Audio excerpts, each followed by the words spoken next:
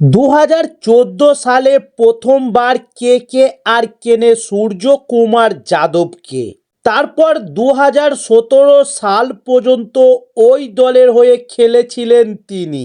তবে কলকাতার হয়েই আইপিএলে প্রথম নজর কাড়েন সূর্যকুমার যাদব। তবে এবার মঙ্গলবার ইডেনে দাঁড়িয়ে সূর্যকুমার বলেন, প্রথমবার যখন কলকাতায় আসি সকলেই খুব মিষ্টি দই খেয়েছি, তাই এবারও দই খাচ্ছি। ওই অনুভূতি বলে বোঝানো যাবে না।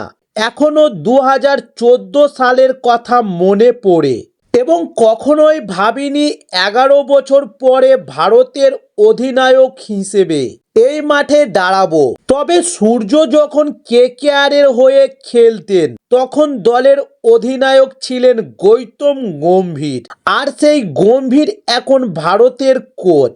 তাই তার সঙ্গে কোচের সম্পর্ক কতটা ভালো সেটা আরও একবার মনে করিয়ে দিয়েছেন সূর্যকুমার যাদব। তাই সূর্য বলেন, এটা ঐতিহাসিক ম্যাচ, তাই অধিনায়ক হিসাবে এখানে নামার অনুভূতিটাই আলাদা। তবে 2015, 2016 ও 2017 সালে কেকেআরে খেলেছি। সেই সময় গৈতি ভাই অধিনায়ক ছিল। ওর অধীনে অনেক কিছু শিখেছি, একবার চ্যাম্পিয়নও হয়েছি। তবে এই মাঠে আবারও নামতে পেরে খুবই ভালো লাগছে। তবে 2023 সালে একদিনের বিশ্বকাপ খেলেছেন সূর্যকুমার, কিন্তু চ্যাম্পিয়ন ট্রফিতে দলে রাখা হয়নি তাকে। তাহলে কি এবার জায়গা না পেয়ে হতাশ সূর্য?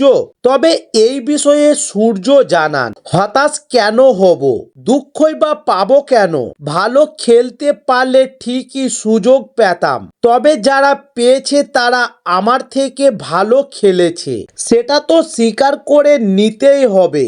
ওদের প্রত্যেককে আমার শুভেচ্ছা রইল। তবে দলে সুযোগ না পাওয়ায় হতাশ না হলেও নিজের খেলায় হতাশ সূর্য। 50 ওভারের ক্রিকেটে তার ফর্ম তাকে দুঃখ দিয়েছে। তাই সূর্য বলেন, আমি ভালো খেলতে পারিনি, সেটা বেশি দুঃখ দেয়। ভালো খেললে দলে থাকতাম। তবে সুযোগ পেয়েছি কিন্তু তা কাজে লাগাতে পারিনি। তবে আশা করি ভবিষ্যতে আবারও একদিনের দলে জায়গা পাবো। তবে টি-20 ক্রিকেটে বিশ্বের সেরা ব্যাটারদের তালিকায় রয়েছে সূর্য, কিন্তু একদিনের ক্রিকেটে 37 ম্যাচে মাত্র 773 রান করেছেন তিনি। 25.76 গড়ে রান করেছেন সূর্য এবং একটি শতরানও নেই। তবে একদিনের দলে মিডিল অর্ডারে যারা খেলেন সেই শ্রেয়স আয়ার বা লোকেশ রাহুল ফর্মে সূর্যের চেয়ে ভালো, তাই তারা সুযোগ পেয়েছে। এই সত্য স্বীকার করে নিয়েছেন সূর্যকুমার যাদব।